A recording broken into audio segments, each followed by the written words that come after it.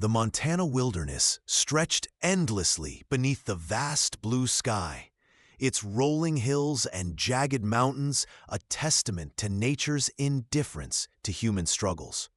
Amidst this rugged beauty stood Elijah Blackwood's cabin, built with his own calloused hands after returning from the Civil War with nightmares that never quite faded.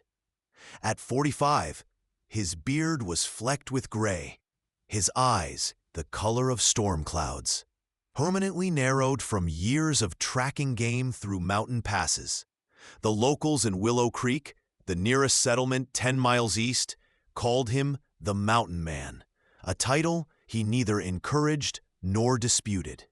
He lived by a simple code: hunt, trap, trade, and above all, remain alone.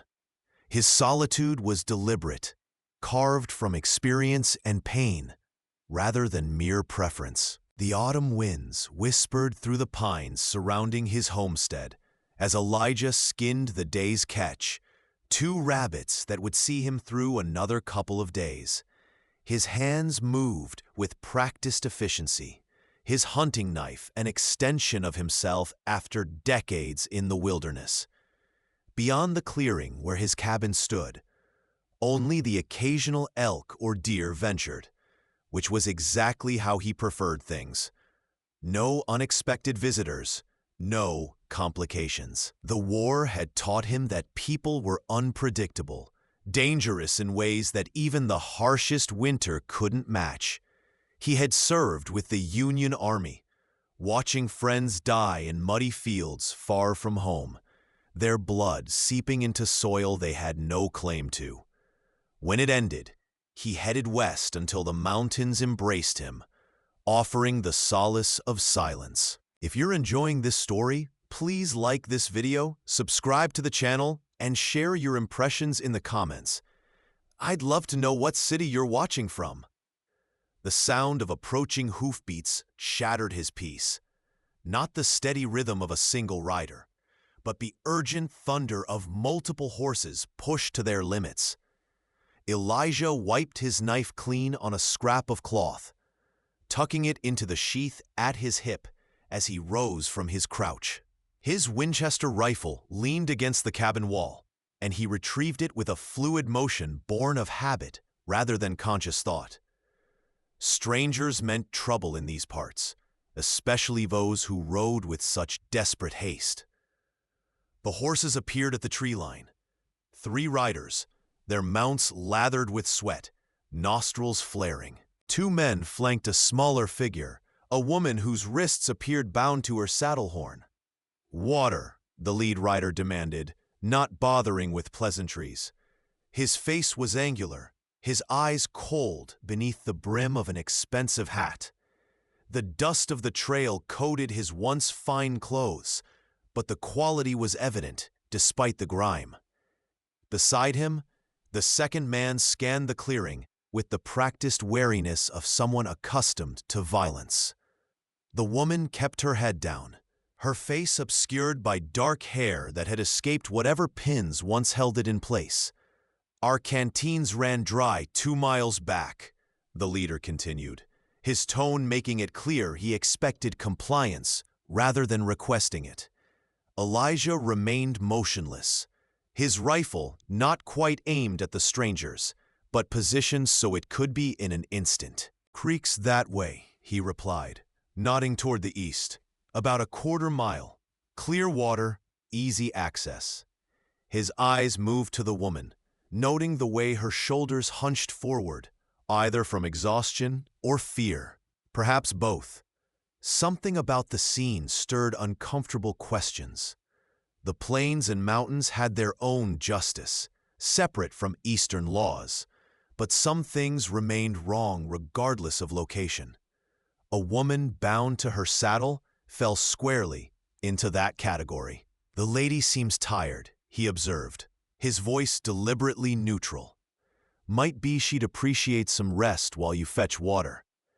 The leader's expression tightened, his hand drifting toward the revolver at his hip. "She's not your concern, Mountain Man. My sister's had a difficult journey. The ropes are merely a precaution against falls. She's unaccustomed to riding. The lie hung in the air between them, transparent as spring ice on a thawing lake. The woman's posture indicated experience with horses. The tension in her frame spoke of something else entirely. The second man shifted in his saddle, his own hand hovering near his weapon, sensing the change in atmosphere. Violence balanced on the edge of a blade, ready to fall either way. "Sister, is it?"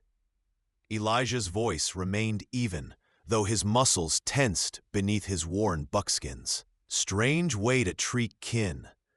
His gaze shifted to the woman again, and this time she raised her head slightly, enough for him to glimpse a bruise darkening her cheekbone, and the fear in eyes the color of maple syrup. Their gazes locked for just a moment, but it was enough. A silent plea transmitted across the clearing. Elijah had seen such looks before, in the war, when men knew death approached and could only hope for mercy or a quick end. His decision crystallized instantly, though his expression remained impassive. "Got stew on the fire," he said, gesturing toward his cabin with a slight nod. "Enough to share, if you've a mind to accept hospitality." The strategy was calculated. Separate them, if possible. Create an opportunity. The leader hesitated, clearly suspicious, but also weighing the benefits of food and rest against the risk of delay. "We've got a schedule to keep," he began, but his companion interrupted, the first words he'd spoken since their arrival. "James, we've been riding since dawn. The horses need rest, and so do we." His voice was surprisingly gentle, at odds with his rough appearance and the revolver that hung at his hip. James scowled, but eventually nodded, swinging down from his saddle with a fluid grace that spoke of wealth and privilege. "An hour, no more. Then we continue to Forsyth." Elijah maintained his neutral expression, though internally he cataloged the information. Forsyth was another 2 days' ride, a growing settlement where the Northern Pacific Railway was pushing its way westward. Construction had brought money, opportunity, and the inevitable camp followers, saloons, brothels, and gambling dens catering to men with cash and few outlets for spending it. If they were taking a bound woman there, the possibilities were few, none of them favorable for her. He lowered his rifle slightly, not enough to suggest vulnerability, but enough to indicate tentative acceptance of their presence. "Horses can drink at the trough," he said, nodding toward the rough-hewn water container near the cabin. "Cabin's small, but there's room enough." As the men led their horses toward the trough, Elijah approached the woman, noting how she flinched when he drew near. "Easy," he murmured, keeping his voice low enough that the others couldn't hear over the sounds of their own movements. "I'll cut you loose, but don't run, not yet." His knife made quick work of the ropes, binding her wrists to the saddle, though he noted the raw skin beneath, evidence that she'd struggled against her bonds. When she slid from the saddle, her legs nearly buckled, and he caught her elbow to steady her, feeling the tremors that ran through her frame. Up close, he could see that she was perhaps 30, with features that might have been beautiful before fear and exhaustion had etched their marks upon them. The cabin's interior was spare but orderly, testament to a life stripped to essentials. A single room contained Elijah's bed, a table with 2 chairs, a wood stove for cooking and heat, and shelves holding the necessities of mountain existence. Dried herbs hung from rafters, their subtle fragrance mingling with the earthier sense of leather and wood smoke. The promised stew bubbled in a cast-iron pot, the aroma of rabbit and wild onions filling the small space. James claimed the only comfortable chair immediately, his companion taking the second, while Elijah gestured for the woman to sit on the edge of his bed. He remained standing, his rifle propped against the wall within easy reach as he served stew in wooden bowls. "What brings you folks so far from the main trail?" Elijah asked, his tone conversational, though his eyes remained vigilant. The woman accepted her bowl with trembling hands, but didn't eat, her gaze fixed on the rough-hewn floorboards. James took a hearty spoonful before answering, his manners revealing that whatever hardship the journey represented, it was unfamiliar territory for him. "Business enforceth," he replied vaguely. "Catherine here is to be married, arranged by her father before his passing. Her intended is a business associate with significant holdings in the railroad." His smile didn't reach his eyes. A fortunate match for a spinster of her age, wouldn't you say? The woman, Catherine, flinched at his words, her knuckles whitening around her bowl. Elijah noted the reaction, along with the absence of any ring that might indicate previous marriages. "Seems to me," he said carefully, "that a willing bride doesn't need ropes to bring her to her wedding." He took a spoonful of his own stew, watching as James's expression hardened. The second man, who had introduced himself simply as Wright, shifted uncomfortably, his eyes moving between James and Catherine with an expression that suggested he wasn't entirely comfortable with his role in whatever was transpiring. "My sister has had difficulties adjusting to father's wishes," James said, his voice taking on an edge that belied his cultured appearance. "Women can be emotional, irrational when faced with duty. The ropes were merely a precaution after her last attempt to flee." He set his empty bowl aside, his hand drifting once more to the revolver at his hip. "I appreciate your hospitality, Blackwood, but our arrangements are family matters. I trust you understand the importance of respecting such boundaries." The threat beneath his words was unmistakable, hanging in the air between them, like gunsmoke after a shot.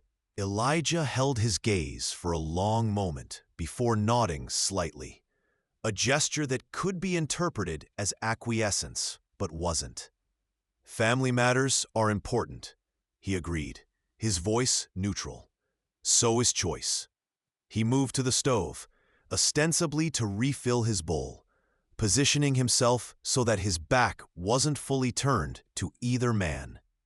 Years in the wilderness had honed instincts that had saved his life more than once, and those instincts were screaming now.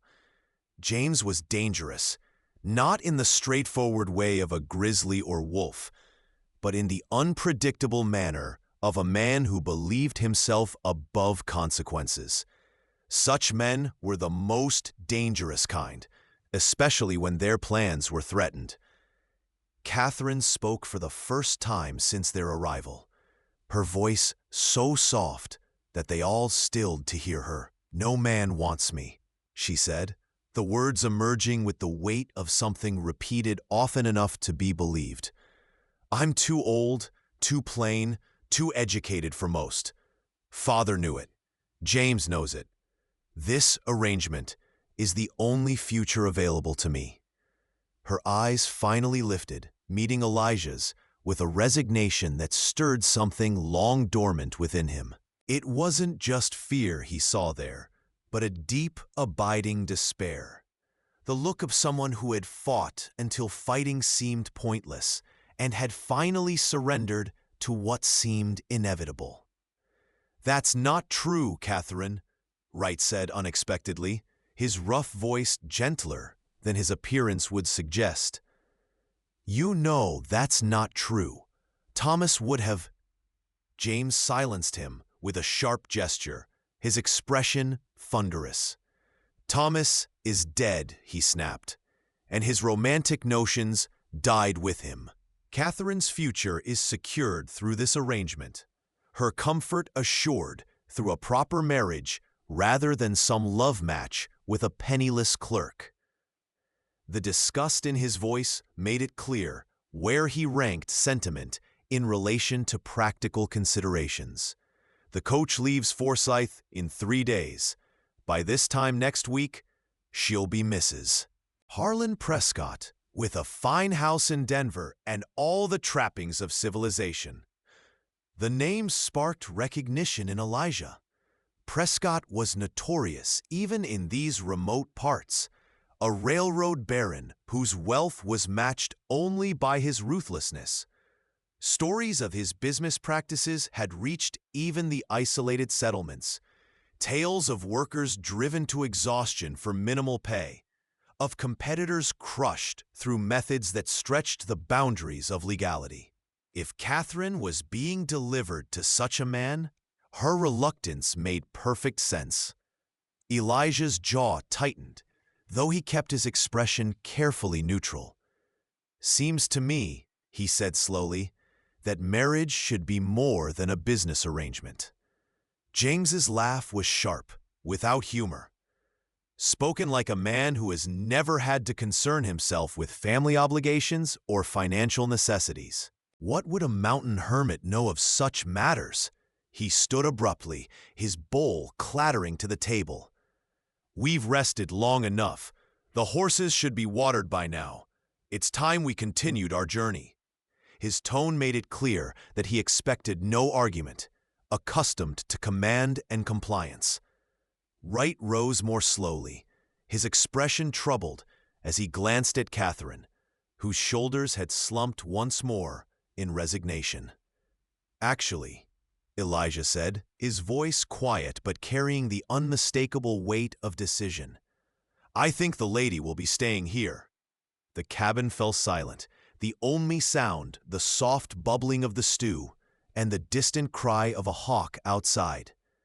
James turned slowly, his hand now resting openly on his revolver. Wright tensed, his own hand hovering near his weapon, though his expression suggested he was uncertain where his loyalties should lie in this unexpected confrontation. Catherine's head snapped up, hope and fear warring in her eyes as she looked at Elijah, clearly wondering if this was some cruel jest or if he truly meant to intervene. "I don't believe you understand the situation," James said, his voice dangerously soft. "Catherine is my responsibility, legally and morally. Her future is secured through this match. Whatever misguided notion of chivalry has prompted this interference, I suggest you reconsider." His fingers twitched slightly, indicating his readiness to draw if necessary. "We outnumber you, Blackwood, and while I'm sure you're capable in your wilderness, civilized men have their own skills." The threat was explicit now, hanging in the air between them like the promise of a storm. Elijah's smile was slight, cold as a mountain stream in early spring. "Numbers aren't everything," he replied, his own hand not moving toward any weapon, a confidence that unnerved James more than any aggressive move might have. And civilization teaches different lessons than the wilderness. He hadn't survived 15 years in these mountains by being slow or unobservant. James was wealthy, accustomed to power, but he held his revolver with the awkward grip of someone who considered weapons accessories rather than tools. Wright was more dangerous. His stance and awareness suggested experience, but his hesitation indicated divided loyalties. "The lady stays," Elijah continued, his voice brooking no argument. "You two can ride on to Forsyth with my compliments to Mr. Prescott." The tension in the cabin crystallized, potential violence hanging in the air like the moment before lightning strikes. James's face flushed with anger, his hand tightening on his revolver. "This is absurd," he spat. "You have no right." His words cut off as Elijah moved, faster than seemed possible for a man of his size. Before James could clear his weapon from its holster, Elijah had closed the distance between them. His hunting knife, suddenly pressed against the younger man's throat. Wright half drew his own revolver, then froze as Elijah's eyes flicked to him. The cold calculation in that gaze, making it clear that any action would result in James's immediate death. "Wright's," Elijah said quietly, the knife unwavering against James's pulse. "Are different out here than in your eastern parlors. Out here, a man has the right to breathe, to hunt, to live according to his conscience. And a woman has the right not to be bound and traded like cattle." He applied just enough pressure with the knife to break the skin slightly, a trickle of blood appearing against the blade's edge. "Now, you have a choice. Ride away and live, or push this matter and die.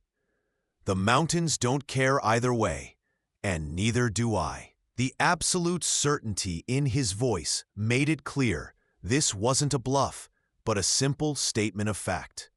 James swallowed hard, feeling the blade move against his skin with the motion. For perhaps the first time in his privileged life, he confronted someone who couldn't be intimidated or bought off, someone to whom his family name and wealth meant nothing.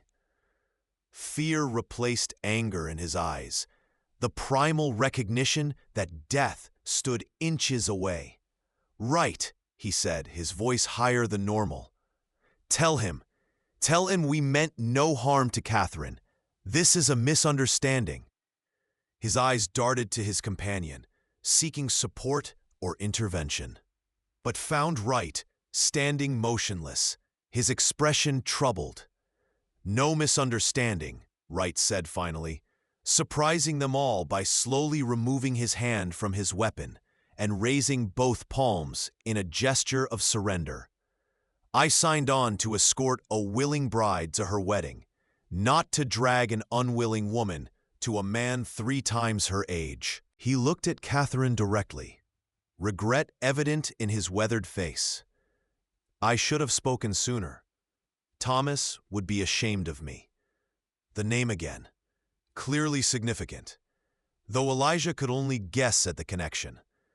Catherine's eyes filled with tears at the mention, confirming that whoever Thomas had been, he'd mattered deeply to her. Elijah kept the knife steady, his gaze never wavering from James. "Your friend seems to have found his conscience," he observed. "I suggest you consider finding yours. The lady stays.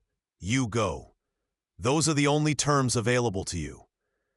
He could feel James trembling now, fear overriding the anger and arrogance that had sustained him until this moment. Slowly, deliberately, Elijah stepped back, lowering the knife, but keeping it visible in his hand. "Make your choice," he said simply, the words carrying the finality of judgment.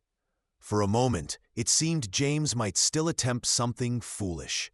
His hand twitched toward his revolver, pride warring with self-preservation. But self-preservation won, as it usually did with men of his ilk. "This isn't over," he said, attempting to salvage some dignity despite the blood trickling down his neck. "Prescott won't simply accept losing his bride. He has connections, resources. No backwoods trapper can stand against that." The threat would have been more effective if his voice hadn't shaken slightly, betraying the facade of confidence.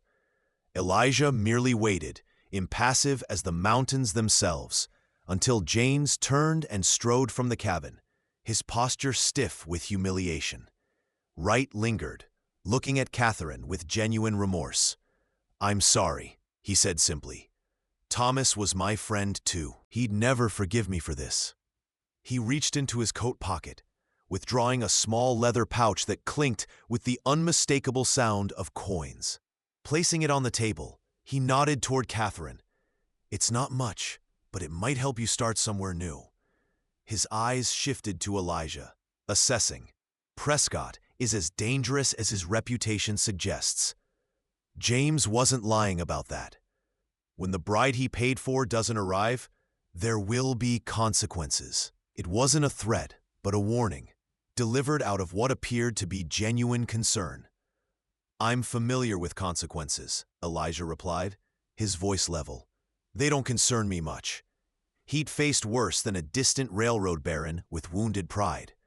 The mountains had taught him that most threats, like storms, eventually passed if one knew how to weather them. Wright seemed to understand this, nodding slightly before turning to follow James outside. Through the cabin's single window, Elijah watched as the two men mounted their horses, James still fuming, Wright solemn. They rode away without looking back, dust rising behind them as they disappeared into the tree line, headed east toward Forsyth and the complications of the world beyond the wilderness. When they were gone, silence descended upon the cabin, broken only by the soft sound of Catherine's breathing and the distant call of birds outside. She hadn't moved from her place on the edge of the bed, her hands clasped tightly in her lap, as though uncertain what to do with this unexpected freedom. Elijah sheathed his knife, moving to the stove to stir the neglected stew, giving her time to collect herself. Finally, she spoke, her voice steadier than before. "Why did you help me? You don't know me. You've risked making powerful enemies for a stranger." The question held genuine puzzlement, as though kindness had become so foreign to her experience that she couldn't comprehend it without questioning motives. Elijah considered his response carefully, not being a man accustomed to explaining himself. "I've seen enough of people being used," he said finally, his back still to her as he ladled fresh stew into a bowl. "During the war, after, men using other men as shields, as scapegoats. Women treated as property." He turned, offering her the bowl, which she accepted with steadier hands than before. "The wilderness doesn't care about wealth or family names. Out here, a person earns respect through actions, not birth or bank accounts." Your brother seemed to need a reminder of that. The corners of his mouth lifted slightly, not quite a smile, but close. "Besides, no one deserves to be tied to a saddle against their will." Catherine's laugh was unexpected, a soft sound of genuine amusement that transformed her face, hinting at the woman she might have been before fear and resignation had claimed her. "A simple standard of decency," she agreed, taking a spoonful of the stew. They ate in companionable silence for a few minutes, the immediate danger past, but the future uncertain. Elijah wasn't a man who rushed decisions or words, preferring to let situations unfold at their natural pace. Catherine seemed to share this tendency, focusing on her meal with the appreciation of someone who had been too anxious to eat properly for some time. Eventually, she set her empty bowl aside, her hands smoothing the wrinkled fabric of her traveling dress in a gesture that seemed more habit than conscious thought. "I should explain," she said, meeting his eyes directly for the first time since her arrival. "James is my half-brother. We share a father, but different mothers. His mother was our father's second wife, 20 years younger, concerned primarily with social position and financial security." Her voice held no bitterness, merely stating facts. "When father died, he left everything to James, with the provision that I would be suitably settled through marriage. Prescott offered a substantial bride price, enough to ease some of James's gambling debts and secure his position with certain investors.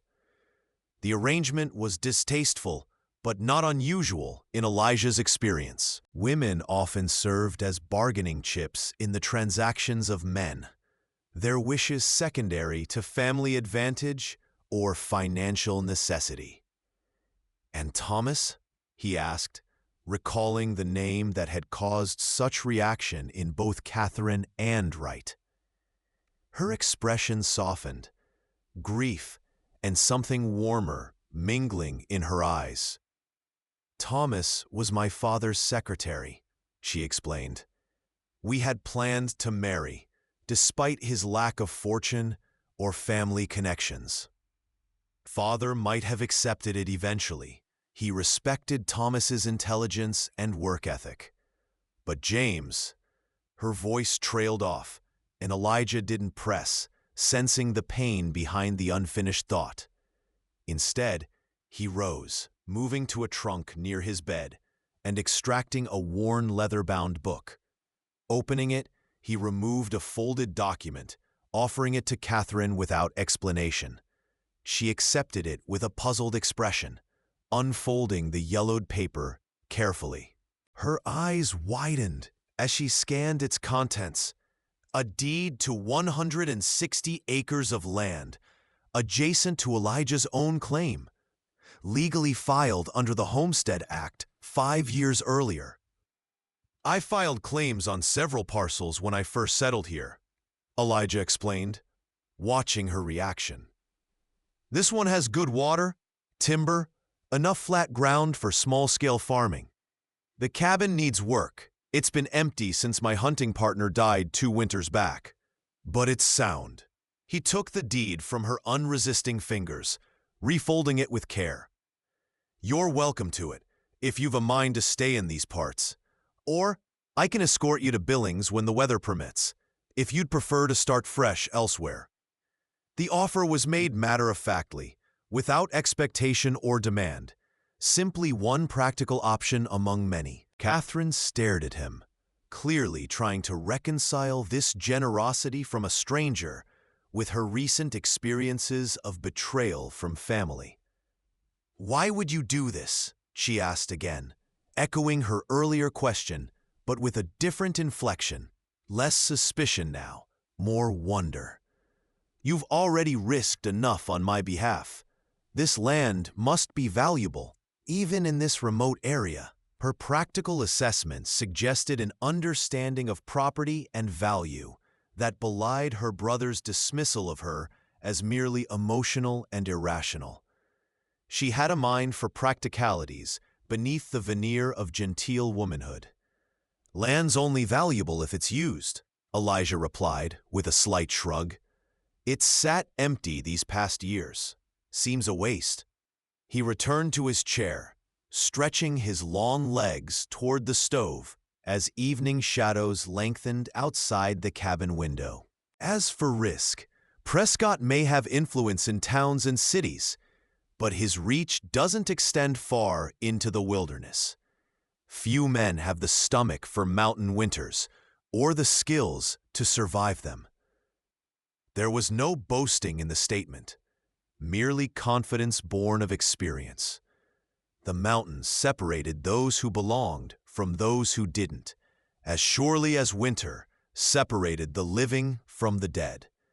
Catherine was silent for a long moment, her gaze distant as she weighed options and possibilities that had been unimaginable mere hours before. I don't know how to survive in the wilderness, she admitted finally, her honesty refreshing after James' manipulations and lies. I was raised in St. Louis, educated in the sort of skills deemed appropriate for a merchant's daughter: music, literature, household management. I've never hunted, never built a fire without servants to tend it. I would be a burden, not an asset. The assessment was pragmatic rather than self-pitying, a clear-eyed evaluation of her limitations. Those things can be learned, Elijah said, watching how the fading light caught in her hair, turning the dark strands to bronze where they escaped their pins. Literature's no use for hunting, true enough, but a quick mind is valuable anywhere, and winter's coming. Plenty of time for teaching and learning when the snows settle in. He hadn't planned these words, hadn't considered offering more than temporary shelter and assistance, but they emerged naturally, surprising him almost as much as Catherine. 15 years of solitude cracked open by a single afternoon's events, revealing a loneliness he'd refused to acknowledge even to himself. Catherine's smile was tentative but genuine, hope beginning to emerge through the layers of fear and resignation that had enveloped her during her captivity. "No man wants me," she repeated her earlier words, but this time with a questioning lilt rather than resignation, her eyes searching his face for truth or deception. Elijah held her gaze, allowing her to see whatever she might find there. He had never been a man to hide behind false expressions or empty words. What she saw seemed to satisfy her, for the tension in her shoulders eased slightly, her posture straightening as though a burden had begun to lift. "Then they're fools," Elijah growled, the words emerging with unexpected ferocity, "because I'll never let you go." The declaration hung between them, unplanned yet absolutely true, rising from some deep place within him that had remained untouched by the war's horrors or the wilderness's solitude. He wasn't a man given to romantic gestures or flowery sentiments, but in that moment, watching Catherine's expression shift from disbelief to cautious joy, he knew with bone-deep certainty that his life had irrevocably changed. The mountain paths and silent forests would remain, but the solitude he had cultivated so carefully had ended the moment 3 riders appeared at the edge of his clearing. Outside, the sun dipped behind the western peaks, painting the sky in shades of crimson and gold. Inside the cabin, 2 people who had expected to end the day alone instead found themselves contemplating a shared future. Uncertain, but filled with possibilities neither had dared imagine that morning. The stew bubbled forgotten on the stove, the scent of rabbit and wild onions mingling with the sharper tang of pine that drifted through the open door. In the distance, a wolf howled, a lonely sound that echoed across the valley before being answered by another. The solitary call becoming a duet against the gathering darkness. Elijah rose, moving to close the cabin door against the coming night, his hand brushing Catherine's shoulder as he passed. A brief touch, gentle despite his calloused fingers, carrying a promise more binding than any words. As darkness settled over the Montana wilderness, the cabin's single window glowed with lamplight, a beacon in the vast emptiness. Inside, a woman who had begun the day as captive and a man who had expected to remain alone shared stories and silence in equal measure, learning the contours of each other's lives as they navigated this unexpected turn of fate. There would be challenges ahead, Prescott's wounded pride, the harsh realities of mountain winters, the adjustments required of 2 independent souls learning to coexist. But for this night, at least, such concerns remained distant, overshadowed by the simple miracle of finding connection in a world that had taught them both to expect solitude. In the coming days, Elijah would show Catherine the land he had offered, the small cabin that would need repair, the creek that never froze completely, even in deepest winter, the meadow where wildflowers bloomed in riotous profusion each spring. He would teach her to track game, to split wood with an axe, to read the weather in cloud patterns and wind directions. She, in turn, would bring order to his Spartan existence, introducing comforts he had forgotten to miss, filling the silent evenings with discussions of books he had never read, but found himself eager to discover through her eyes. They would build something new together, neither fully wilderness nor civilization, but a blend of both, shaped by their shared choices rather than the expectations of others.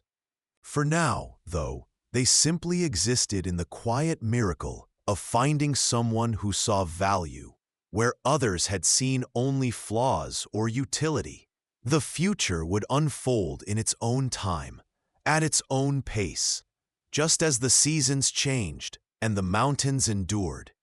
And if a railroad baron in Forsyth raged at a broken contract, if a half-brother in St. Louis cursed his escaped prisoner, their anger was distant thunder beyond the horizon, heard, perhaps, but no longer possessing the power to destroy what had been discovered in a mountain clearing on an autumn afternoon. If you enjoyed this story, please like this video, subscribe to the channel, and share your impressions of this story in the comments. To listen to the next story, click on the box on the left.